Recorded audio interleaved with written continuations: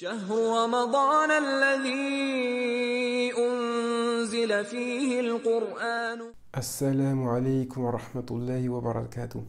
On se retrouve aujourd'hui pour parler de la structure de la ayah du Coran. Allah commence par décrire la descente du Coran, une guidée pour nous. Et il conclut la ayah en disant que nous devons être reconnaissants.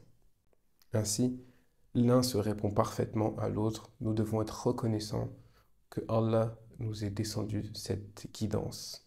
Ensuite, Allah va décrire de trois manières cette guidance. Hudan lin-nas, baynatin min al-huda, wal furqan. Et après nous avoir décrit cette guidance, en parallèle, à la fin de la ayah, il nous dit walitukabbiru ala ma hadakum. Et pour que vous déclariez la grandeur de comment il vous a guidé.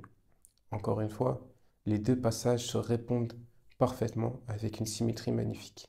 Enfin, dans le troisième passage en partant du départ, il nous parle du jeûne que nous devons compléter plus tard, même si nous sommes en voyage ou malades. Et après ça, il va nous dire un peu plus loin qu'il est important pour nous de compléter la période. Ainsi, encore une fois, les deux passages se répondent de manière magnifique. Et enfin, le noyau, le cœur de la ayah, c'est que Allah veut pour nous la facilité et il ne veut pas pour nous la difficulté. Voilà une brève analyse de la structure de la ayah du Ramadan. Assalamu alaikum wa rahmatullahi wa barakatuh.